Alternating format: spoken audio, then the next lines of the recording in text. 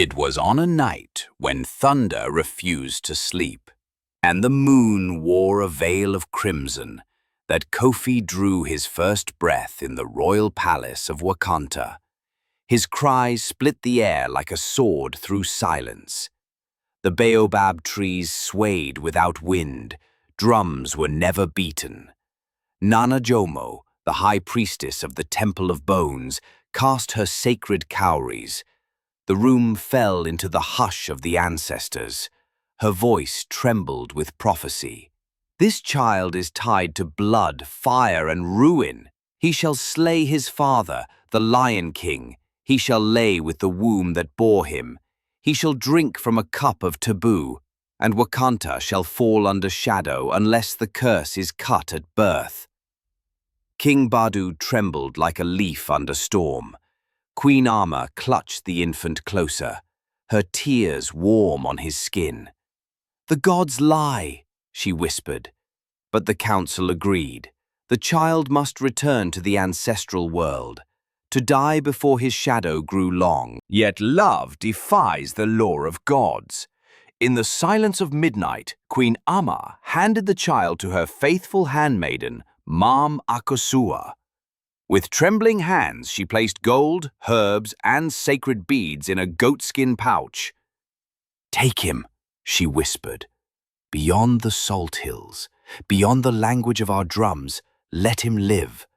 "But my queen," Akosua began. "Swear," Ama said, "that he shall never return to Wakanta, not even as a whisper." With heavy heart, Akosua vanished into the forest. At sunrise, a funeral was declared. The child, they said, had been swallowed by the spirit river. The drums wept once. The people mourned, and the land exhaled.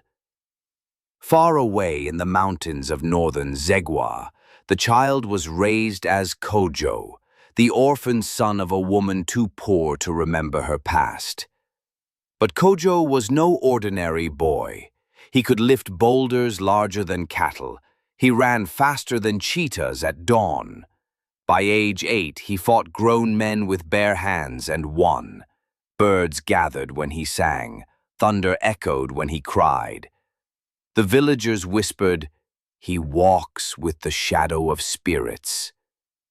By 15, he became a ghost among warriors, undefeated, untamed, unknowable.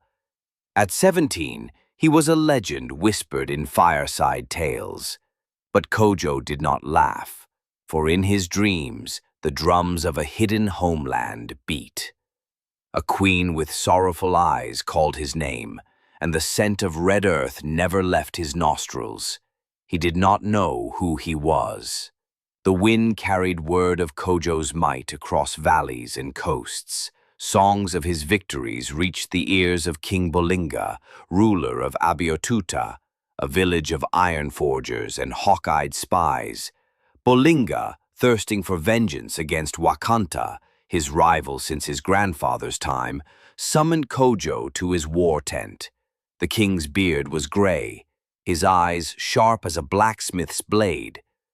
"You boy of storms," Bolinga said, "lead my warriors into the belly of Wakanta. Tear out its lion heart. I shall make you richer than river gold." Kojo asked no questions. Something in his bones stirred like fire kissed by wind. He accepted. He was named General of Abeokuta. He led an army of 600, masked in red ash, draped in palm leaves. And they marched toward Wakanta, like spirits returning home. The sun rose blood-red on the morning of the siege. Drums of war thundered across the golden plains. At the head of the mighty army from Abeokuta rode Kojo, a warrior of unmatched strength, his eyes burning with purpose. He did not know the land he was about to conquer was Wakanta, the village of his birth. The village that had buried his name, his past, and his destiny. By his side marched warriors masked in red ash and palm leaf armor. The people of Wakanta watched from behind their walls, trembling with fear. The old king, Badu, now grey-haired but still strong, stood upon the palace steps. His gold-plated spear glinted in the sun. He had led Wakanta through war and peace, but this threat was unlike any he had faced. As the gates burst open, Kojo led the charge. His blade cut through the resistance like wind through dry grass. No warrior could stand before him. Then, amidst the chaos, father and son met, neither knowing who the other truly was. Their eyes locked. "You come to die," Badu said. Kojo stepped forward, face unreadable. "I come to fulfill what your bones feared." Their blades clashed. King Badu fought fiercely, striking with precision and strength. But Kojo was faster, stronger. The rhythm of destiny beat inside him like a drum. The two warriors moved like thunderclouds, steel meeting steel. Sparks danced, dust rose, the air held its breath. Then came the final blow. With a swift, brutal strike, Kojo drove his sword through the king's chest. Badu gasped, falling to his knees. He looked up at the warrior who had ended his reign, and then he was gone. Kojo had slain the king of Wakanta. He had fulfilled the first half of the prophecy without ever knowing it. The palace fell silent. The people of Wakanta surrendered. Their lion king was dead. When word reached King Balinga of Abeokuta, he was overjoyed. He rode into the fallen kingdom laughing and declared before all, "Let the great warrior Kojo rule this land as king. Let Wakanta kneel before its new master." And so it was. Kojo, the orphaned warrior, the stranger raised in exile, was crowned king over the land of his birth. The golden throne of Wakanta was his. The drums beat, the people cheered, though some watched with fear in their eyes. Then came the queen. Queen Ama, ever regal, ever radiant, stepped forward cloaked in mourning. Her heart was heavy, her husband was dead, and the kingdom she had once called unshakable had crumbled. Wakanta had fallen. The soil beneath her feet no longer belonged to her people. To preserve what remained of her people, to spare them further bloodshed, Queen Ama bowed her head and surrendered. It was a choice born not of weakness but of strategy, a silent vow to survive, to one day rise again and reclaim the land that was stolen.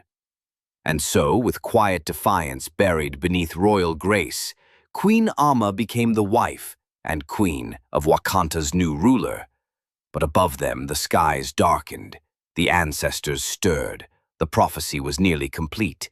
A son had slain his father, a son had married his mother, the land had turned against itself, and the gods would not be silent. First came the locusts, then came the boils, then the children born with blank eyes. The ancestors were enraged. Nana Jomo, now a skeletal relic of her former glory, was carried to the center of the square. She raised her arms and cried, "The prophecy walks in daylight. The blood sin lives in gold-roofed chambers. Mother has lain with son, son has slain father. The land must be cleansed in flame." Fear spread like fever. The council begged the gods. The gods whispered their price. The cursed one must burn. Kofi stood on the sacred stone of Judgment Hill. His eyes were empty, his muscles still strong, but his soul fractured. Ama knelt at his feet, begging, "Let me take his place. My womb bore this shame." But the high priestess shook her head. Fate does not bargain with tears. Kofi looked to the heavens. "Was I ever free?" he asked. The wind replied in silence. He stepped into the ring of fire. The flames kissed him like an old friend. He burned, silently, stoically, like a man finally returned to the truth. The rains returned. The river ran sweet again. The land bore fruit. But Wakanta never danced as it once did. Queen Ama disappeared into the forest of whispers. Some say she became a spirit. Others say she walks barefoot in mourning, singing lullabies to a fire that never dies. In every village from Abeokuta to the valleys beyond, the griots now chant, "The spear you hide may find your heart. The truth you bury may rise as your king. For the gods forget nothing, and the bones always remember."